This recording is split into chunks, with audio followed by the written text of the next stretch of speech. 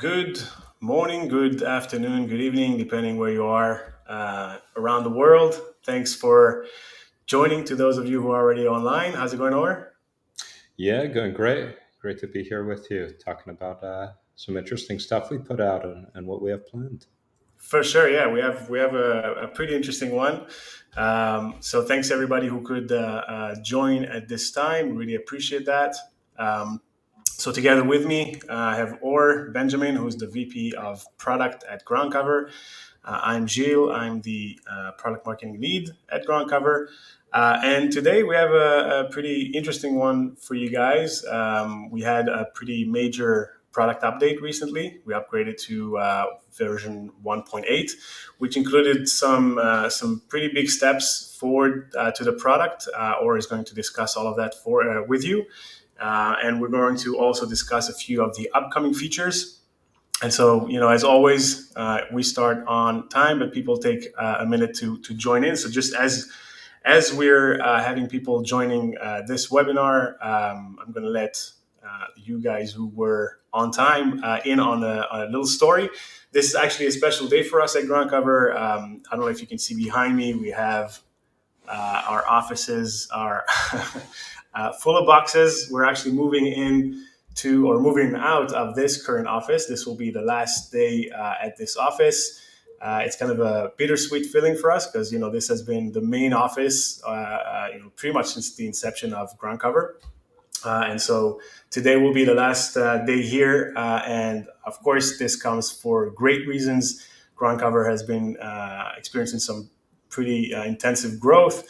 And so we're very happy that we're actually got to a stage where it was too packed in this office for all of us. And so we're moving into a bigger office actually tomorrow. And so, so starting the next webinar session, we will be shooting from the new location. So it's pretty exciting for us. Again, thanks everybody for joining. What we're going to focus on today is, like I said, the product update, which came in recently, version 1.8. We're going to talk about all those new features that came with this update. And also, Ori is going to actually give you a glimpse into a few of the upcoming features that I think are pretty cool too. Just before we do that, for those of you who are not as familiar with ground cover, I think the main, well, I'm sure everybody who's online knows what observability is and what an observability platform is. So I'm not going to go into that. I will focus on what makes us unique. And I think it comes in the combination of two main things. Number one is the in-cloud architecture, which means that we install the backend on your environment, and basically all the data stays within your environment at all times. And we also, as you probably know, use a pretty powerful eBPF sensor. So this, mainly the eBPF sensor allows for frictionless setup, zero code changes. So basically zero maintenance throughout the use of the platform. It also allows end-to-end visibility, so you get more granularity. That's a tough word. Throughout your on all your data, including things you would not be able to see actually without eBPF. For example, the ability to see both sides of the API communication and seeing the full payloads of those traces. It also uses minimal CPU and memory, so you can use ground cover with minimal impact on your CPU and memory. And at the end of the day, we're able to provide over 3 times more throughput than any of the leading APM solutions. And when we talk about the in-cloud architecture, what we mean by that is that, like I said, the data stays in your environment at all times. This provides you with full data security and privacy. It also allows us to provide an on-prem and even a fully air-gapped installation option. You get total retention control, which actually connects with one of the recent features that we were able to release with version 1.8, and Orr is going to talk about that. And of course, one of the major advantages is that we can completely decouple monitoring volume data or monitoring data volumes from the pricing of the subscription. So this is very, very unique to ground cover. We don't, since you don't have to send any of the data to our cloud. We can basically just price our solution based on the number of nodes and only on the number of nodes, and with no connection at all with the amount of data that you monitor. So that's pretty unique to groundcover. Did I forget anything, or? No, I think you got it all. Okay, good. Whatever else I'll show now.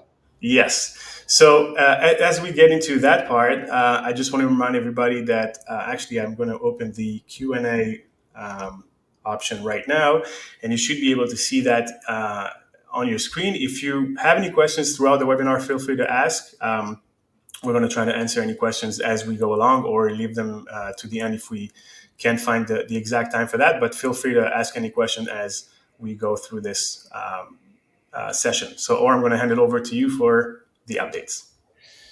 Wonderful. Thank you, Jill. So, as you guys know, we like to release often. We like to move quick over here. We like to develop fast.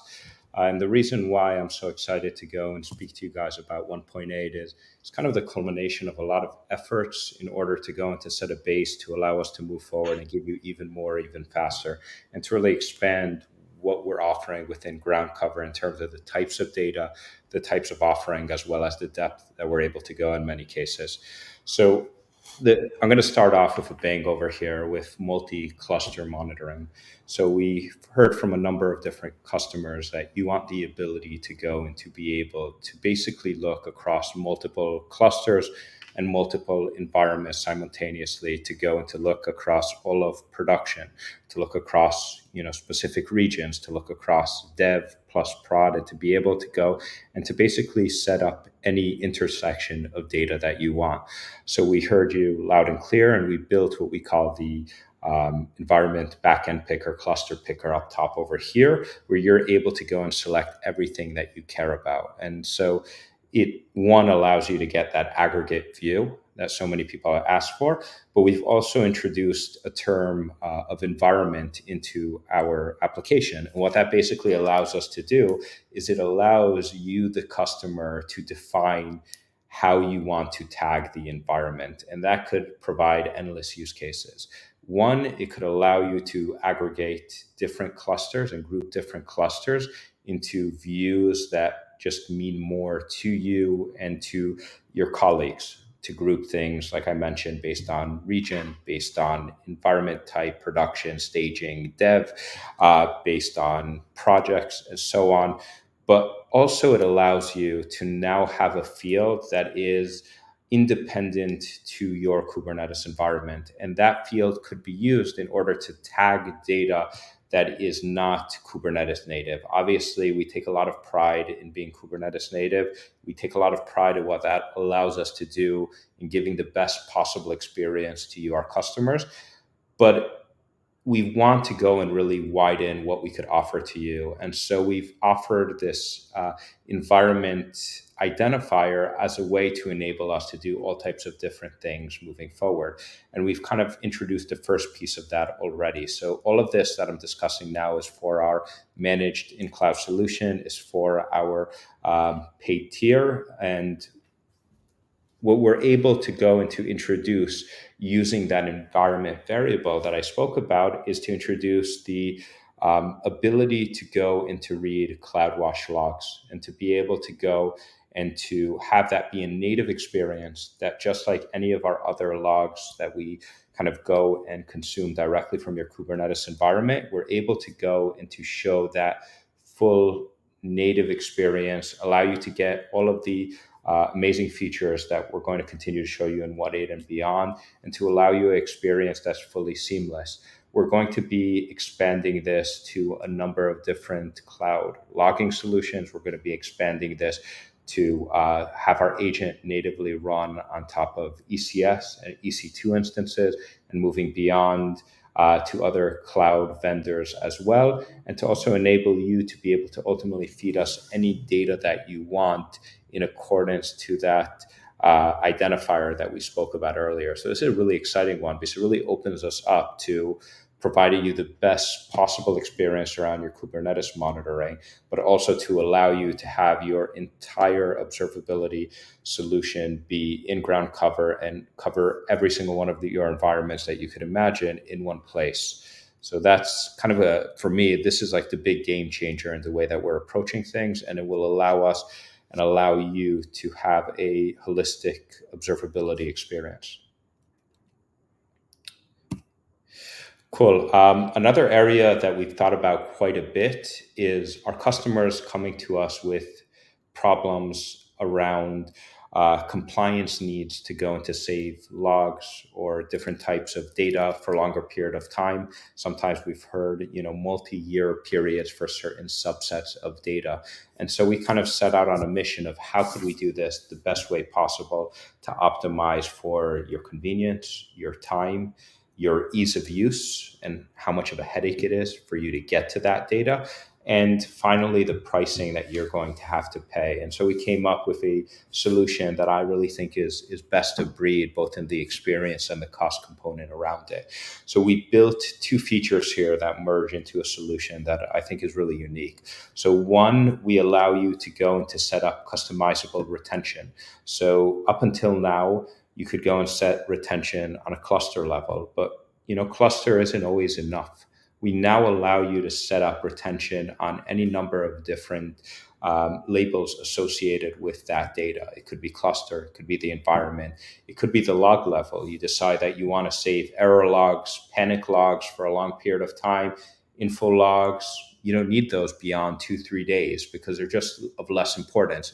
Traces, you want to go and save certain protocols of data for a longer period of time. Other ones just aren't that important. You want to be able to have that flexibility to choose and to decide what's right for you. And we want to enable that. So we've kind of put this out, and we allow you very easily within your configuration within our managed in-cloud to be able to go and set that up as well, and to have full support for this in a very easy manner. Now we go and we combine that with our new support for cold storage via S3. And we basically get to a solution where you decide what do you want to save, only what's important to you, but then we also put it in a place where we optimize for cost and longer term storage. And what I really like about our solution as well is a lot of times when you talk about hot and cold storage, you ultimately talk about a certain data set that you're able to query very easily without any effort. That's your hot storage. And then you have your cold storage, which needs to go through some kind of rehydration process, which takes time to go and reload. And when we tell our customers that ultimately there's not going to be any difference with the way that you experience your data that's stored in hot storage versus cold storage, they're always like really surprised by that. And basically we abstract all of that from you. If you run your query on a piece of data that is found on disk, it's going to go and pull it in the same exact way that it would via S3. You don't need to care about that. You don't need to know about that. Ultimately, you ask for a certain set of query to be run, and you ultimately get that back, and you're able to go and do your analysis regardless of if it's from an hour ago or a year ago. You'll be able to go and get all of that. The next area we've gone and invested in quite a bit is everything around search. And we've kind of treated this in a really special way in my eyes. We haven't gone and we've built out a certain feature. What we've done is we've really thought of our search from the ground up. And we've thought about it in terms of performance and scale. We've thought about it in terms of cost versus benefit of what our customers need, of what they want. And we got to a few really key areas. So one, we've gone and we've incorporated free text and wildcards across all of our data in a really holistic manner. And we will enable you to go and to be able to search within those data sets very quickly and thoroughly. And you could look at a lot of really interesting data over there, such as certain headers that you have to look at, any number of different attributes that you have on that data as well. And that's one piece that went into this. But when we kind of went down this road, what we realized is actually we want to go and for our larger customers who have just an insane amount of data, we actually want to treat them as our new status quo. We want to go and treat them as the ones that becomes our new normal, so that every customer gets an experience that's heightened and just multiplied by tens and hundreds of x of speed. And so we thought of a lot of improvements that we need over here. We've incorporated quite a few of them. Other ones are right down the road. But what we basically are able to do is to allow you features like full text search on a large period of data, because we've gone and we've incorporated a variety of different product and engineering considerations in order to optimize that. And I think that's something that I'm very, very proud of. We're going to be incorporating a lot of additional pieces like best of breed autocomplete around both the keys and the values. We're going to be allowing you to have a global navigation where ultimately you could search for a certain entity, and that entity will look across all of the different data sets. It will look across all of the different pages, and it will allow you to find what it is that matters to you, and that allows you to get the most out of your observability experience. It allows you to get the most out of that very, very precious time that you have in order to find underlying issues and to optimize your systems in the best way possible. So that's kind of our track forward, and it's one that you're going to see quite a few announcements about in the recent days. So I'm very excited to be speaking about that one. I want to go ahead now to show you a quick demo of our wildcard experience and what you could go and use today. Let me know, Jill, when you see my screen. Yeah.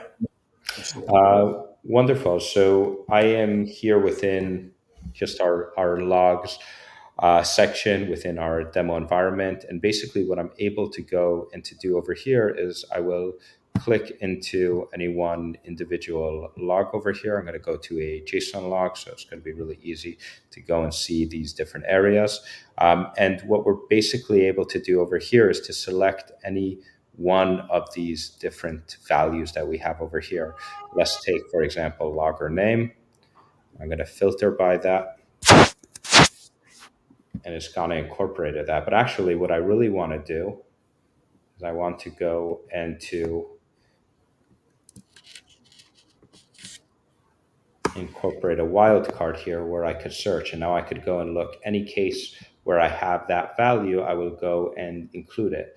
But actually, we wanted to take it one step further. And we knew that sometimes you know that there's a value within your data, but you don't necessarily know the key name that you're looking for. You don't necessarily know that it is logger name.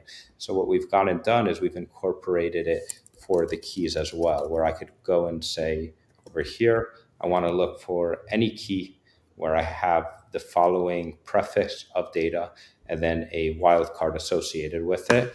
I could go and run that as well. And like I mentioned, behind the scenes, we've gone and we've built out quite a bit of infrastructure work, quite a bit of engineering work to go and to support very, very large scales for the top tier of our customers and to go and to support the capacity that they need. And so you will see a improvement in your performance around search for logs, for traces, for events. And there's quite a bit more that will be coming around that in recent days. Very cool. Excellent. So I think there was one more slide, which I'm not sure if it's still there. Maybe you can reshare your screen just to talk about the next steps. And as you do that, do you have the presentation open? Is it?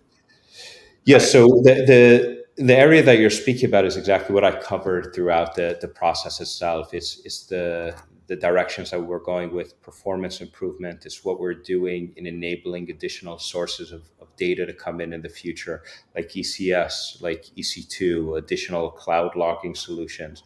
It's our global navigation where you'll be able to write a value such as a service name, and it will be able to look for it within any number of different areas, whether that's pods that are associated with that service, whether that's nodes that service could be running on, whether that is dashboards where you have that name inside of it, whether that is traces potentially where those values are seen as the corresponding entity that's creating it. And it will allow you to really be able to get to the crux of what matters to you in the easiest way possible.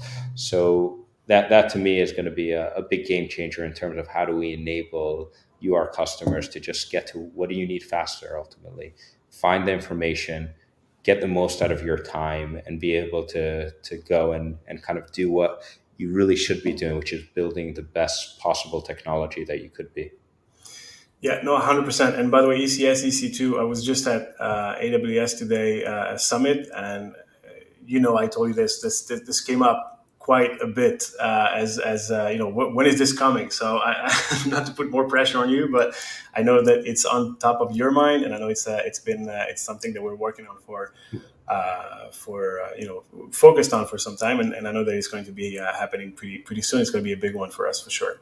Absolutely. We like the pressure over here at Ground Cover, and we're looking forward to it. And like I said, a lot of the deep thinking around how do we go and take something that is very much Kubernetes native, very much in our blood to be Kubernetes first, expand that to the entire world and bring the standard of monitoring and observability that we have within Kubernetes to, just much beyond. 100%. Great. So, my school teacher used to say that if there are no questions, I guess everything's clear. I'm not sure 100% I agree with that. I think it was very clear, but I think sometimes people don't necessarily want to ask questions in a big forum. So, definitely feel free to reach out to us at a later stage. We have our Slack community, which you can join if you're not there yet, or just be active there with any question that you may have about this release or about any upcoming features or anything at all, by the way, ground cover related. So we're going to be always in Slack. We're going to continue having those meetings. I think it's good to continue to have those one-on-ones with you guys. In this forum where we can discuss the releases. So we're going to try to do that more often. And yeah, I think that's pretty much what we wanted to cover. So without keeping you any longer, I think I want to thank Orr. I want to thank everybody on the team. By the way, there was quite a few people, if not everyone, on the team that was involved in at least one of those features that was included in this release. So kudos to everybody who worked on that. And yeah, there's a lot more cool stuff coming, your way as a ground cover user. So we're very excited about everything that's coming up in this next quarter and the one after that. So anything else that you want to add, or on your end? No, just like you said, big shout out to everyone involved, to our amazing engineers and the product team over here. And, you for making this happen today, Jill. Thank you very much for the time. All right. Good stuff. Thank you, everybody who was online, and we'll see you on the next one. Take care. Thanks, everyone.